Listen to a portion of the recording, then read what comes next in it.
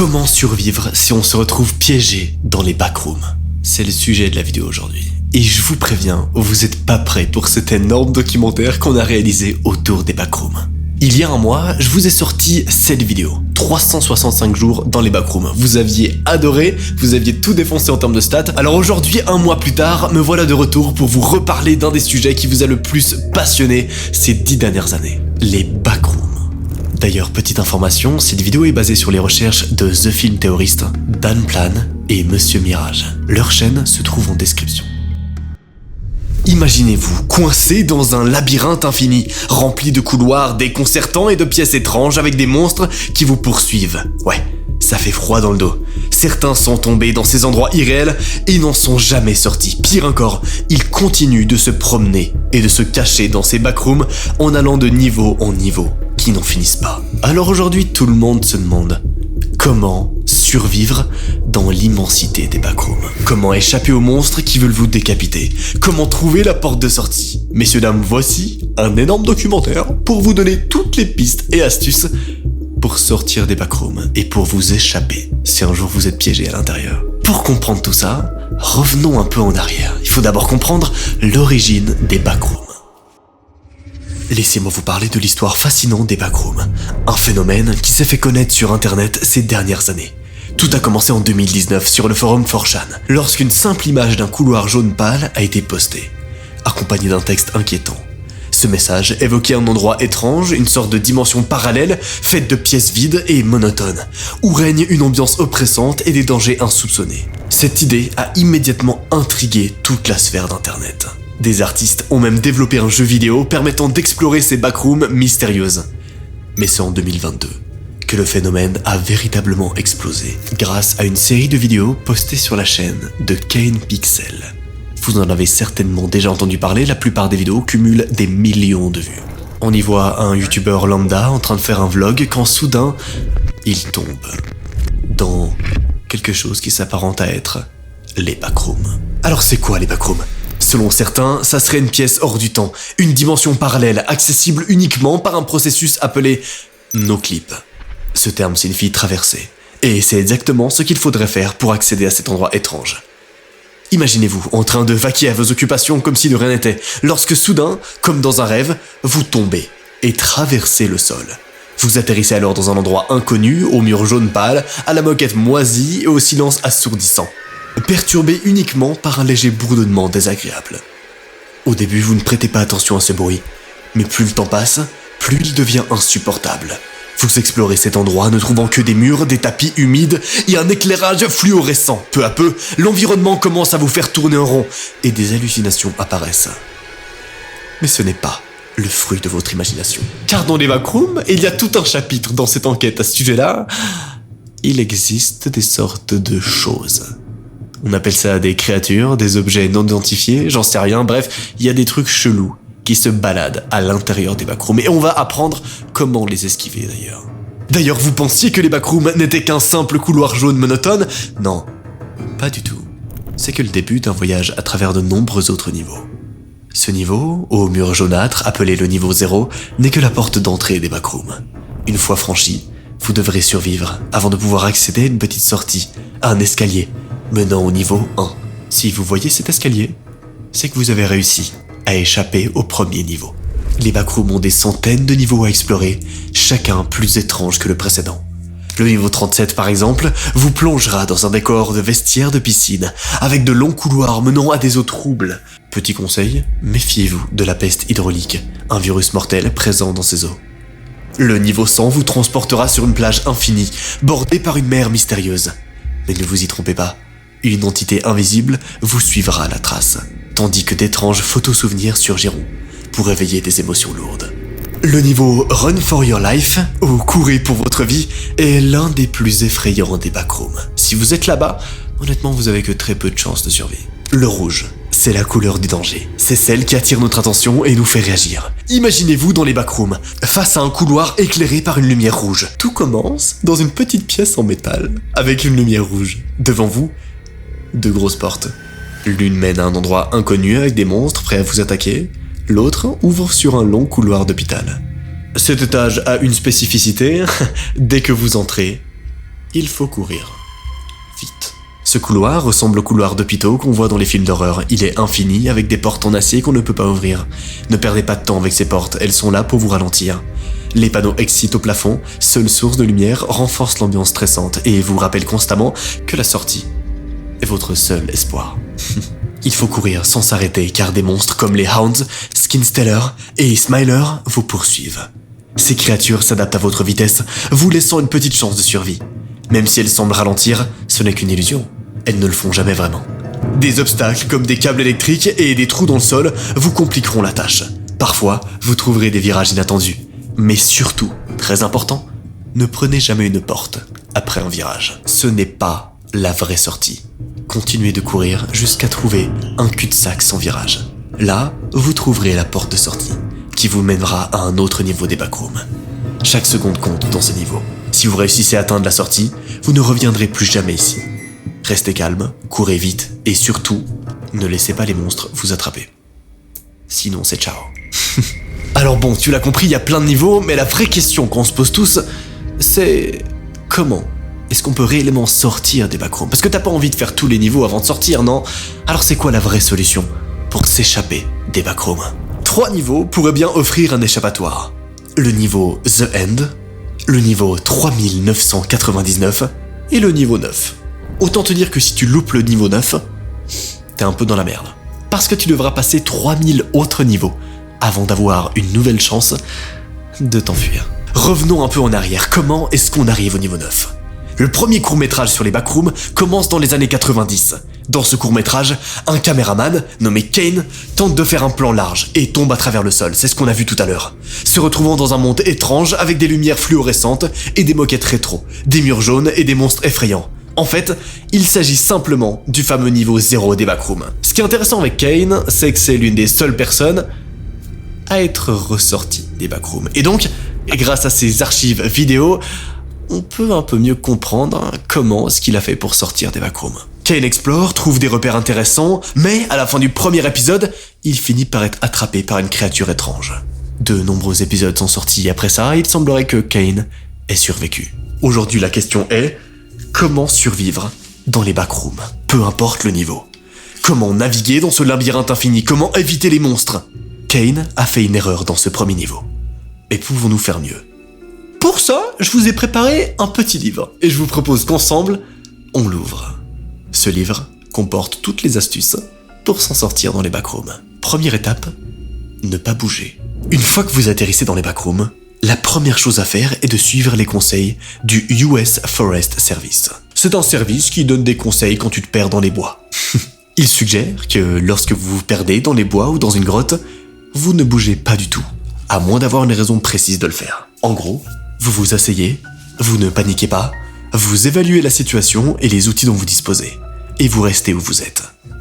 Peut-être que les gens finiront par vous chercher, et qu'en bougeant, vous perturberez leur stratégie. Bref, à force de paniquer, de courir et d'avancer sans plan d'attaque clair, vous ne faites que vous perdre de plus en plus, et vous compliquez la tâche à ceux qui veulent vous retrouver. Et d'ailleurs, c'est clairement la première erreur de Kane, qui lui va juste se mettre à paniquer et à courir partout.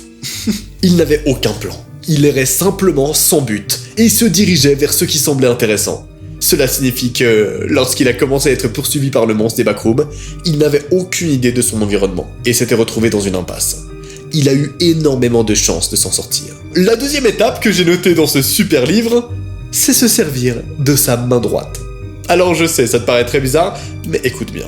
Quoi qu'il en soit, vous serez amené à bouger à un moment donné. Dans tous les cas, vous serez dans un labyrinthe répétitif où vous chercherez une sortie et vous avez besoin d'un moyen de suivre vos mouvements. Et pour ça, vous devez utiliser un algorithme de résolution de labyrinthe. Une manière stratégique de résoudre le labyrinthe sans aucune connaissance du lieu. C'est ce que j'ai appelé votre main droite. Ouais, votre main droite est un algorithme pour résoudre un labyrinthe. Et tu vas très vite comprendre comment est-ce qu'on peut hack les backrooms grâce à ça. Votre première stratégie devrait consister à utiliser la technique du suiveur de mur, également connue sous le nom de règle de la main droite. Je pense que beaucoup de gens en ont déjà entendu parler, mais ne comprennent peut-être pas les mécanismes réels là derrière. En gros, il s'agit d'une méthode pour échapper au labyrinthe qui consiste à passer votre main droite le long d'un mur pendant que vous parcourez le labyrinthe. Vous voyez, les labyrinthes, dans leurs termes les plus simples, ne sont que des formes dans lesquelles vous êtes piégé. De nombreux labyrinthes sont ce que l'on appelle simplement connectés, c'est-à-dire que tous les murs sont reliés entre eux, à la limite extérieure du labyrinthe. En tant que tel, si vous deviez dérouler le labyrinthe, ça équivaut essentiellement à un grand cercle avec une entrée et une sortie. Du coup, en gardant votre main verrouillée sur un mur et en la suivant tout du long, vous suivez le contour de ce chemin circulaire.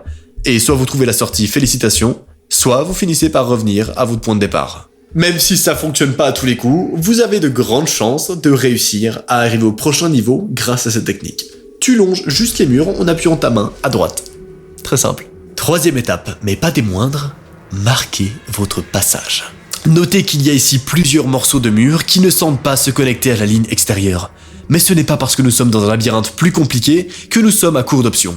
Tout d'abord, si Ken a pu emporter son appareil photo avec lui, il se peut qu'il aurait pu avoir d'autres objets sur lui qui auraient pu l'aider. Plus précisément des objets sur son corps comme des clés ou une ceinture, et ça nous donne immédiatement un énorme avantage.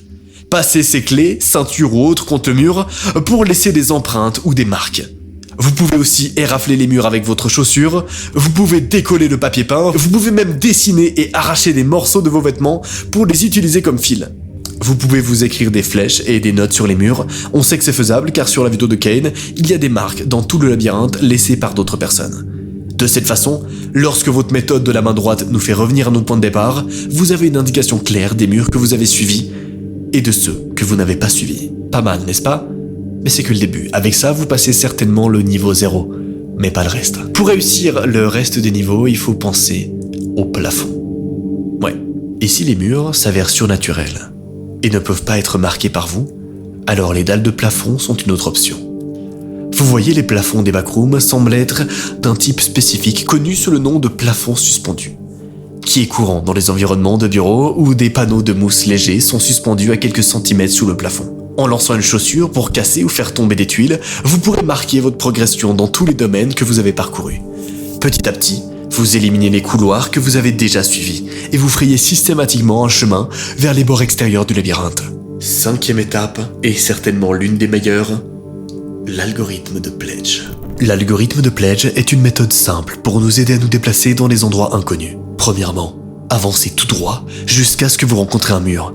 Deuxièmement, quand vous rencontrez l'obstacle, mettez votre main droite sur le mur, avancez et tournez dans la même direction. Troisièmement, comptez les angles que vous rencontrez. Là, c'est la partie un peu technique, mais on va faire simple. Lorsqu'un angle tourne dans le sens des aiguilles d'une montre, comptez +1. Quand un angle tourne dans l'autre sens, comptez -1. Quatrièmement, suivez cette règle jusqu'à ce que la somme totale des angles arrive à 0.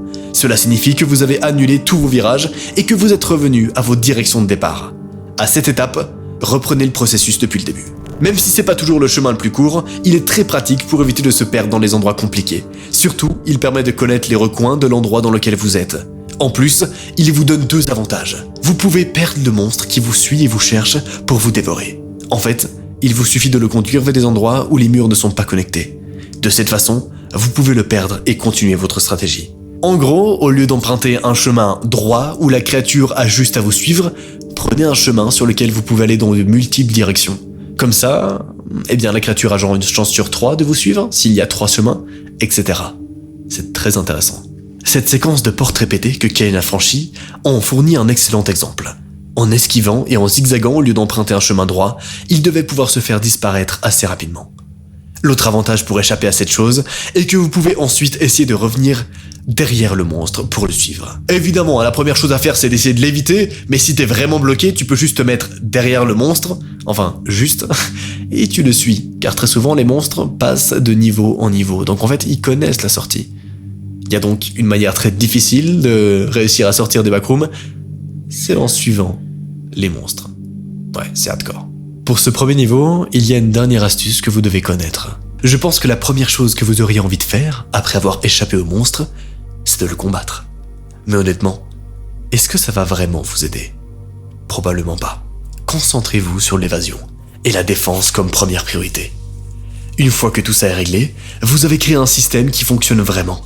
Vous avez appris que les murs ne changent pas comme par magie toutes les 30 minutes. Et là, vous pouvez commencer à récupérer tout ce que vous pouvez trouver. Dans la vidéo des backrooms, Kane ignore de manière flagrante de nombreux objets sur son chemin. Par exemple, cette échelle juste là, qui sert au vide sanitaire. Prenez-la et emportez-la partout. Mieux encore, essayez de l'utiliser pour entrer dans la grille du plafond. Vous vous souvenez de ce que j'ai dit à propos des plafonds suspendus? Qu'il est suspendu en dessous du véritable plafond. Eh bien souvent les murs ne dépassent pas la hauteur plafond suspendu. En tant que tel, une fois que vous êtes au plafond, vous êtes non seulement caché des monstres au sol, mais vous disposez également d'un chemin grand ouvert vers le bord extérieur du labyrinthe, non obstrué par aucun des murs. Une stratégie intéressante pour esquiver le monstre, voire sortir des backrooms. Vous pourrez peut-être même trouver des fils électriques provenant de lampes fluorescentes que vous pourrez ensuite suivre, ce qui encore une fois devrait probablement vous conduire hors de l'installation. En revanche, petite note très importante, si vous rencontrez une corde dans une benne à ordures, ne passez pas devant. Vérifiez ce qu'il y a à l'intérieur de la benne et prenez au moins la corde. Pareil pour tous les pieds de chaise qui pourraient être utilisés pour l'autodéfense. N'oubliez pas que vous êtes coincé dans un labyrinthe. Tout peut avoir de multiples usages. Par exemple, lorsque Kane monte l'escalier de secours, sa caméra aperçoit un trou dans le plafond, créé par un conduit d'air. Comme vous pouvez probablement le deviner, les conduits d'air ont tendance à mener vers l'extérieur des bâtiments. En effet, c'est de l'air qui est évacué. Alors, vers où est-ce qu'elle a évacué cet air? Vers la sortie?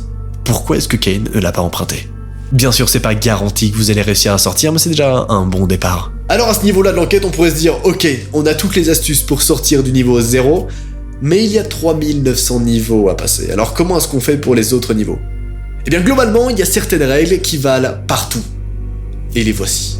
Bien que les backrooms soient populaires depuis près d'une demi-décennie, la majorité des téléspectateurs ont à peine effleuré la surface. La complexité des backrooms n'a pas de limite et continue de s'agrandir. Mais quelle serait la meilleure ligne de pensée logique pour naviguer et éventuellement échapper à cette folie? Plutôt que d'abandonner, il existe en fait un principe complètement nouveau qui peut être suivi pour naviguer et résoudre. Non seulement le célèbre niveau 0, comme on vient de le voir, mais aussi de nombreux autres niveaux. Pour comprendre cette astuce, vous devez connaître un terme qu'on a abordé un petit peu plus tôt, le terme de no-clip. No-clip, c'est un terme qui définit globalement le fait de traverser un environnement. Par exemple, quand on entre dans les backrooms, en no-clip. Tu traverses et tu arrives dans une sorte de dimension parallèle qui sont les backrooms. C'est comme dans un jeu vidéo quand tu te bugs dans une texture par exemple, pour ceux qui ont la ref. La première chose à faire alors, c'est d'éviter le no-clipping. On n'a pas envie de tomber dans d'autres dimensions alors qu'on est déjà dans les backrooms. Alors pour ça, surveillez votre environnement. Repérez les murs les plus sombres, sans ombre, ou les portes apparues soudainement et évitez les zones inconfortables. Le no-clipping peut aussi se produire avec des toboggans ou des tunnels, donc il est difficile à éviter. Une fois dans les backrooms, paniquer ou frapper les murs ne vous aidera pas. Le niveau 0 est le plus commun et peut contenir des entités, vous devez agir vite pour atteindre d'autres niveaux. Car rester trop longtemps au niveau 0 peut vous rendre fou. Pour sortir rapidement de ce niveau, mettez en place tout ce que nous avons vu juste avant. Mais déjà là, pour les autres niveaux, on peut utiliser notre première stratégie. Ne pas paniquer et réfléchir de manière stratégique pour être efficace. Les backrooms sont si vastes qu'elles semblent infinies. Vous aurez donc besoin de moyens de survivre. Le guide des backrooms sur le wiki mentionne plusieurs objets utiles pour votre périple. En plus de la nourriture et de l'eau, je déconseille de regarder votre montre si vous en avez une avec vous. Le temps peut fonctionner différemment dans les backrooms, mais c'est pas le seul problème. Savoir depuis combien de temps vous êtes là pourrait vous rendre fou en réalisant que les gens dehors vous croient mort. Et pour être efficace, on a dit qu'il fallait à tout prix garder son calme. Même si vous êtes tombé dans les backrooms sans rien, tout n'est pas perdu. Si vous parvenez à quitter le niveau 0, vous atteignez le niveau 1, aussi appelé zone habitable, où vous trouverez de l'eau et de l'électricité en abondance. Le niveau 1 est relativement sûr, même si vous devez rester vigilant face aux entités. Profitez de ce niveau pour rassembler des fournitures indispensables, sacs à dos, articles médicaux, lampes de poche et gourdes. Je vous recommande de rester ici jusqu'à ce que vous soyez bien équipé. Même si ça ne vous garantit pas une sortie, ça vous aidera pour la suite.